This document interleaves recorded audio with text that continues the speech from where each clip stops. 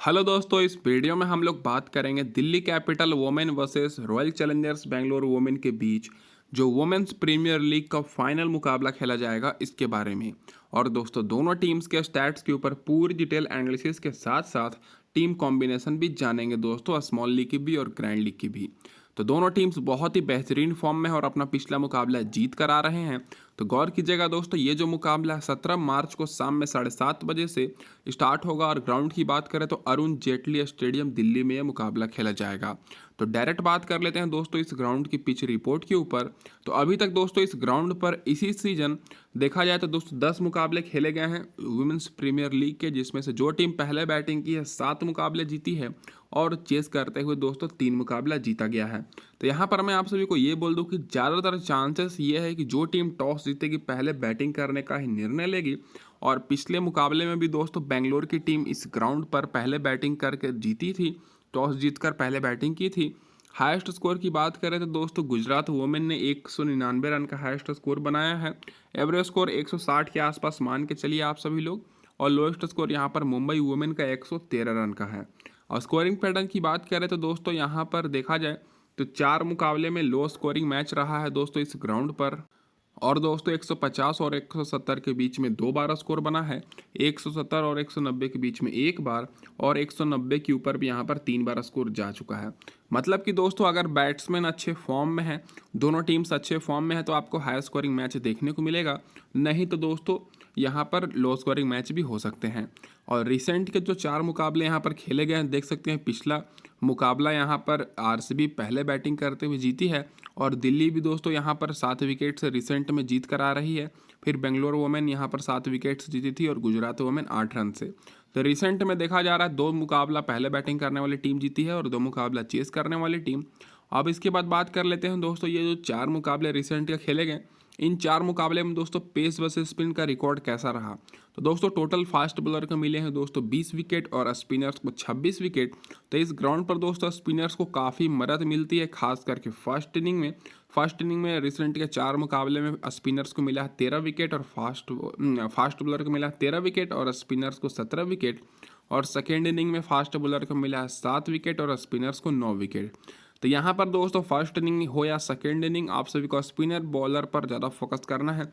और दोनों टीम्स में बेहतरीन ऑलराउंडर्स आपको देखने को मिलेंगी जो कि ओपनिंग आती हैं बैटिंग करने और स्पिन बॉलिंग भी कराती हैं, जो कि अभी हम लोग आगे टीम बनाते समय देखेंगे। अब दोस्तों मैं आप सभी को ये बोल दूं कि जो लोग भी टेलीग्राम पर नहीं जुड़े हैं, फाइनल अपडेट्स के लिए आप सभी लोग टेलीग्राम पर जुड़ जाइए। टॉस के टाइम यहाँ पर आपको फाइनल टीम मिलेगी और आईपीएल भी कुछ ही दिनों में स्टार्ट होगा तो उसकी भी फाइनल टीम यहाँ पर मिलेगी बिल्कुल फ्री में। तो बहुत सारे लोग जुड़ चुके हैं, तो आप भी मौका का फ़ायदा उठाइए, आप भी जल्द से जल्द लिंक पर क्लिक करके ज्वाइन कर लीजिए। अब इसके बाद बात कर लेते हैं दोस्तों हेड टू हेड रिकॉर्ड्स के ऊपर। दोनों टीम्स के बीच अभी तक देखा जाए तो हेड टू हेड में 4 मुकाबले खेले गए हैं दोस्तों और 4 में से 3 मुकाबला दिल्ली वुमेन की टीम जीती है, जिसमें से 2 मुकाबला पिछले साल जीती है और 1 मुकाबला पिछला मुकाबला जीत कर आ रही है 29 रन से। और बेंगलोर वुमेन की टीम 1 मुकाबला जीती है। तो दोस्तों इस मुकाबले में आप सभी को कांटे की टक्कर देखने को मिलेगी, लेकिन हेड टू हेड में दिल्ली कैपिटल वुमेन का थोड़ा सा पकड़ा भारी है, तो इनका जीतने का थोड़ा ज़्यादा चांसेस रहेगा। और पिछले सीजन भी फाइनल में दिल्ली की टीम गई थी दोस्तों। अब इसके बाद बात कर लेते हैं दिल्ली कैपिटल वुमेन की क्या रहेगी इस मुकाबले में प्लेइंग 11। तो दोस्तों इस इधर से आपको ओपनिंग करते हुए दिखेंगी इस मुकाबले में मैग लेनिन, जो कि बहुत ही अच्छे फॉर्म में है शेफाली वर्मा के साथ, फिर एलिसा कैप्सी, फिर जेमिमा रोजर्स, फिर यहाँ पर मैजिकीन कैप, फिर जेस जोनासन, फिर यहाँ पर ए रेड्डी, फिर तानिया भाटिया, फिर यहाँ पर मिनी मानी, उसके बाद दोस्तों शिखा पांडे और राधा यादव। तो दोस्तों यहाँ पर मीनू मानी की जगह पर चेंजेस हो सकते हैं, जो कि आपको जैसा भी होगा टेलीग्राम पर अपडेट की जाएगी। बाकी जितनी प्लेइंग 11 रहेगी सेम रहेगी। अब इसके बाद बात कर लेते हैं इन सारे प्लेइंग 11 के रिसेंट परफॉर्मेंस के ऊपर। तो सबसे पहले ओपनर की बात करें तो मैग लेनिन पिछले मुकाबले में 18 रन की पारी खेली थी और रिसेंट में दोस्तों 55 रन, 53 रन और 60 रन की शानदार 3 मुकाबले में अर्धशतक लगाकर आ रही हैं। तो बहुत ही बेहतरीन फॉर्म में है। तो ये दोस्तों आप लोग के लिए कैप्टन वाइस कैप्टन के लिए भी बेस्ट ऑप्शन रहेंगी, क्योंकि सभी लोग एलिसा पेरी पर फोकस कर रहे हैं, तो इनको आप लोग ग्रैंड लीग में कैप्टन कर सकते हैं। शेफाली वर्मा की बात करें, बहुत ही अच्छे फॉर्म में है। 2 मुकाबले में फ्लॉप होने के बाद 15 रन और 23 रन बनाने के बाद पिछले मुकाबले में 71 रन की पारी खेल कर आ रही हैं। तो दोनों ओपनर्स को आपको अपनी टीम में रखना है दिल्ली कैपिटल की तरफ से, बहुत ही बेहतरीन फॉर्म में है। अब इसके बाद बात कर लेते हैं एलिसा केएफसी के ऊपर। तो पिछले मुकाबले में पूरी तरीके से फ्लॉप रही थी, 0 रन बनाई थी और बॉलिंग से भी इनको विकेट नहीं मिली थी। लेकिन ऐसी बात नहीं है कि अच्छे फॉर्म में नहीं है, उससे पहले 48 रन की पारी खेली थी, फिर 15 रन की, एक विकेट भी ली थी। तो एलिसा केएफसी ऑलराउंडर सेक्शन से हैं, बैटिंग और बॉलिंग दोनों करेंगी, तो इनको भी आपको अपनी टीम में लेकर चलना है और स्मॉल लीग में थोड़ा ज़्यादा फोकस करना है इनके ऊपर। जेमिमा रोजर्स की बात करें तो ये ऐसी प्लेयर है जिनको 50-50 लोग ने लिया हुआ है, 50% ले रहे हैं, 50% नहीं ले रहे हैं। लेकिन मैं आप सभी को बोल दूं कि अगर दिल्ली कैपिटल्स की टीम टॉस हार जाती है तो उस आधार पर ये आप लोग के लिए इंपॉर्टेंट हो सकती है। पिछले मुकाबले में 38 रन की पारी खेली थी, उससे पहले 58 रन की, फिर 17 रन की, फिर 69 रन नॉट आउट। तो ये बहुत ही अच्छे फॉर्म में है, लेकिन सभी लोग ऑलराउंडर्स पर ज़्यादा फोकस कर रहे हैं। तो यहाँ पर आप सभी लोग इनको एज अ बैट्समैन ले सकते हैं, बैटिंग डाउन, सेकेंड डाउन आती हैं। फिर मैजकीन कैप की बात करें तो पिछले मुकाबले में बैटिंग से 0 रन बनाई थी लेकिन नॉट आउट रही थी, और बॉलिंग से 2 विकेट ली थी, और उससे पहले 1 विकेट, फिर 2 विकेट। तो इस सीजन रिसेंट में कुछ ज़्यादा मुकाबले ये नहीं खेली है, लेकिन इस मुकाबले में आप लोग के लिए वाइस कैप्टन के लिए बेस्ट ऑप्शन रहेंगे और आप लोग इनको कैप्टन भी कर सकते हैं। बैटिंग अंडर थोड़ा सा नीचे है और इंपॉर्टेंट पिक रहेंगी। जेस जोनासन की बात करें तो कह सकते हैं कि रिसेंट के 3 मुकाबले में इनका कुछ उतना खास दिखा नहीं है। पिछले मुकाबले में भले ही विकेट ली हो, लेकिन कुछ खास इन्होंने किया नहीं है, तो इनकी जगह पर आप लोग जेमिमा रोजर्स को प्रेफर कर सकते हैं। जेस जोनासन जब आई थी तो देख सकते हैं लगातार 3 मुकाबले में 3-3 विकेट ली थी, तो स्टार्टिंग में अच्छे फॉर्म में थी, लेकिन रिसेंट के 3 मुकाबले में कुछ खास नहीं की हैं, तो इनकी जगह पर आप लोग जेमिमा रोजर्स पर फोकस कर सकते हैं।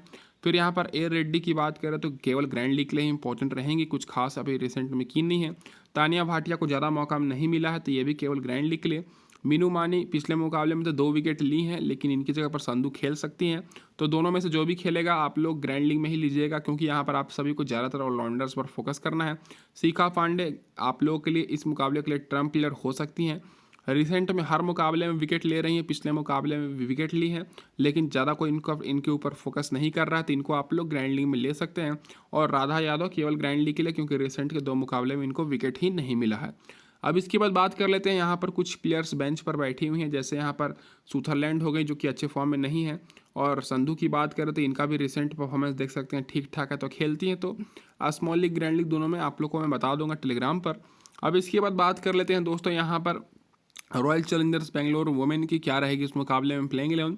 तो दोस्तों इधर से प्लेइंग 11 सेम रहेगा, तो मैं ज़्यादा टाइम वेस्ट नहीं करूँगा। आप लोग यहाँ पर देख सकते हैं जो कि पिछले मैच में जीत कर आ रही हैं, तो बदलाव देखने को नहीं मिलेगा। तो अब बात कर लेते हैं इन सारे प्लेयर्स के यहाँ पर रिसेंट परफॉर्मेंस के ऊपर। तो पिछले कुछ मुकाबले से स्मृति मंदाना का परफॉर्मेंस डगमगा सा गया है। 80 रन बनाई थी, उससे पहले 74 रन, 43 रन इस सीजन। फिर दोस्तों उसके बाद लगातार 3 मुकाबले में ये फ्लॉप चली हैं, लेकिन इनकी टीम अच्छी परफॉर्मेंस कर रही है। तो देखा जाए तो दोनों ओपनर्स उतने कुछ खास नहीं किए थे। पिछले मुकाबले में 10 रन पर आउट हो गई थी स्मृति मंदाना, और 10 रन पर आउट हो गई थी दोस्तों स्टेफी डिवाइन। लेकिन एलिसा पेरी ने आकर शानदार पारी खेली थी, 66 रन की थी इस मुकाबले में। एलिसा पेरी इंपॉर्टेंट पिक रहेंगी, 1 विकेट भी ली थी। तो दोस्तों यहाँ पर आप सभी को मैं बोल दूं कि इस मुकाबले के लिए सोफी डिवाइन पर आप लोग फोकस कर सकते हैं, क्योंकि जो प्लेयर एक्सपीरियंस वाले होते हैं वो दोस्तों ज़्यादातर अच्छे मुकाबले में परफॉर्मेंस कर ही जाते हैं। तो दोस्तों सोफी डिवाइन भी आप लोग के लिए इस मुकाबले के लिए इंपॉर्टेंट पिक रहेंगी, पिछले मुकाबले में ओपनिंग की थी। एलिसा पेरी को तो आपको लेकर ही चलना है। सोफी मोनेलिक्स की बात करें तो बैटिंग ऑर्डर थोड़ा सा नीचे है, पिछले मुकाबले में विकेट तो ली थी और 11 रन भी बनाई थी, तो ये भी स्मॉल लीग ग्रैंड लीग के लिए इंपॉर्टेंट रहेंगी। ऋचा घोष को आपको लेकर चलना है, पिछले मुकाबले में 14 रन बनाई थी, और उससे पहले 36 रन, फिर 51 रन, 30 रन। तो दोस्तों यहाँ पर शेफाली वर्मा, ऋचा घोष दोनों इंपॉर्टेंट पिक रहेंगी। और यहाँ पर दिशा कास्टा की बात करें तो केवल ग्रैंड लीग के लिए, पिछले मुकाबले में तो रन ही नहीं बनाई थी।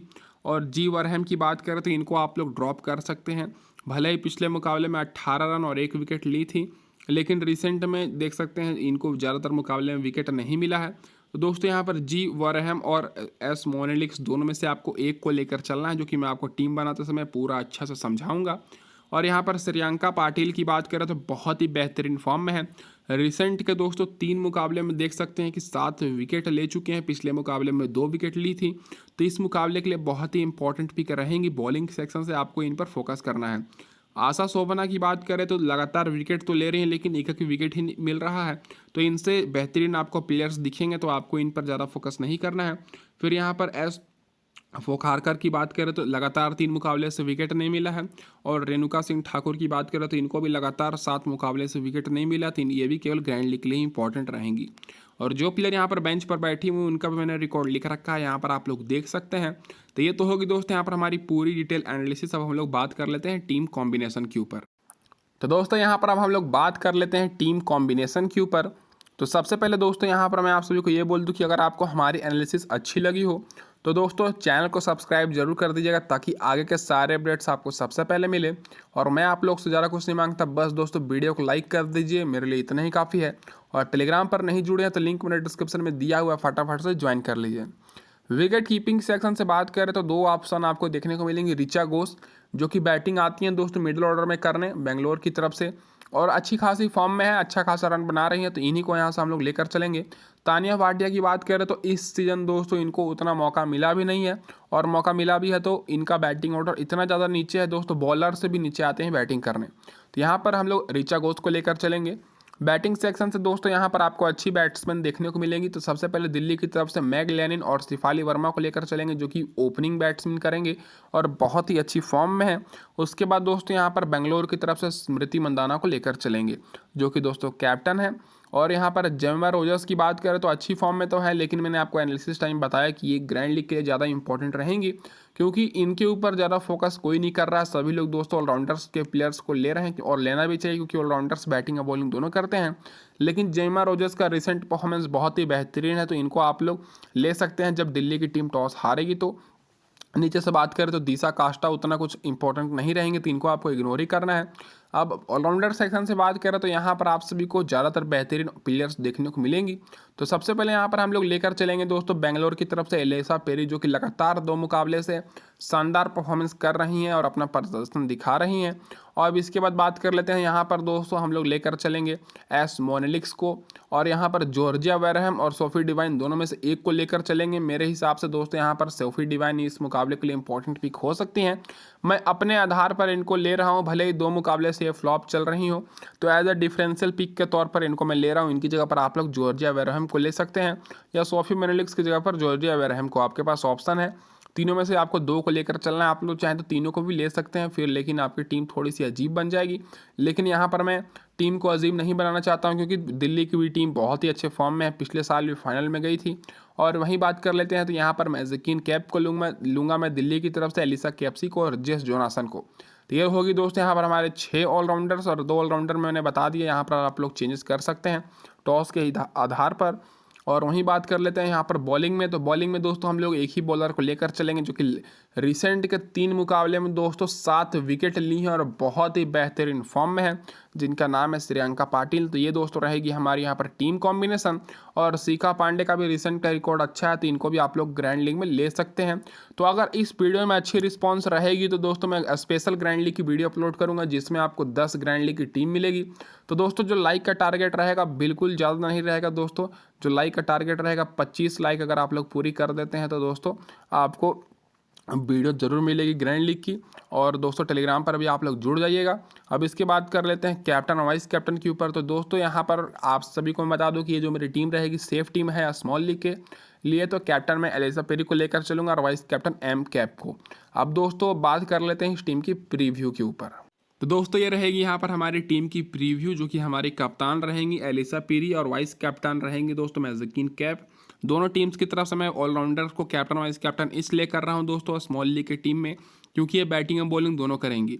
और ग्रैंड लीग के आधार पर मैंने आपको बताया कि दोस्तों स्मृति मंदाना को आप लोग कर सकते हैं कैप्टन, और दोस्तों यहाँ पर शिफाली वर्मा को या एम लेनिन को, तीनों बैट्समैन में किसी को आप लोग ग्रैंड लीग में कर सकते हैं। और वहीं बात कर लेते हैं तो विकेट कीपर से मैंने यहाँ पर ऋचा घोष को लिया, जो कि बहुत ही बेहतरीन विकेट कीपर हैं। बैटिंग से मैंने यहाँ पर शिफाली वर्मा, स्मृति मंदाना और एम लेनिन को ले रहा हूँ। 2 बैट्समैन मैं दिल्ली की तरफ से ले रहा हूँ, जो कि ओपनिंग करेंगे, बहुत ही अच्छे फॉर्म में है। और स्मृति मंदाना लगातार 3 मुकाबले में तो फॉर्म में नहीं दिखी हैं, लेकिन फिर भी इंपॉर्टेंट पिक रहेंगी क्योंकि कप्तान है। ऑलराउंडर्स पर मैं ज़्यादा फोकस कर रहा हूँ दोस्तों, दोनों टीम्स की तरफ से 3-3 ऑलराउंडर्स को मैं लिया हूं। दिल्ली की तरफ से एलिसा केएफसी, जेस जोनासन और मैजिकिन कैप को मैं ले रहा हूं, और बेंगलोर की तरफ से मैं ले रहा हूं एलिसा पेरी को, सोफी डिवाइन जो कि ओपनिंग करेंगी, और एस मोनेलिक्स को। तो सोफी डिवाइन की जगह पर आप लोग जॉर्जिया वरहम को भी ले सकते हैं, और श्रेयंका पाटिल को मैं ले रहा हूं दोस्तों बॉलिंग में। तो ये दोस्तों मेरी बैलेंस टीम रहने वाली है, और मैं ये सोचकर टीम नहीं बना रहा हूँ कि एक टीम मजबूत है। यहाँ पर मैं ये ज़्यादातर सोचा हूँ दोस्तों, और इसी तरह मैं प्लेयर्स को सेलेक्ट किया हूँ जो कि पिछले कुछ मुकाबले में अच्छा परफॉर्मेंस कर रहे हैं, और एलिसा पेरी मेरे हिसाब से कैप्टन के लिए इस मुकाबले के लिए इंपॉर्टेंट रहेंगी। और ऐसा भी हो सकता है कि ये फ्लॉप हो जाए, तो यहाँ पर आप लोग एलिसा पेरी को ग्रैंड लीग में कैप्टन मत कीजिएगा। ग्रैंड लीग में दोस्तों आप लोग यहाँ पर जेस जोनासन को कर सकते हैं या सोफी डिवाइन को कर सकते हैं, क्योंकि लोग लगभग 50-60% लोग इनको कैप्टन किए रहेंगे। तो दोस्तों अगर आप लोग ग्रैंड लीग में किसी और को कैप्टन करते हैं और वो अच्छा परफॉर्मेंस कर जाती हैं, तो आप लोग के जीतने का बहुत ही ज़्यादा चांसेस रहेगा। तो दोस्तों इस वीडियो में बस इतना ही, और टेलीग्राम पर आप सभी लोग फटाफट से ज्वाइन कर लीजिए। टेलीग्राम पर आप सभी को फाइनल टीम मिलेगी दोस्तों बिल्कुल फ्री में। धन्यवाद दोस्तों वीडियो देखने के लिए, और मैं उम्मीद करता हूँ कि आप लोग इस मुकाबले में शानदार विनिंग करें। धन्यवाद दोस्तों आप सभी का।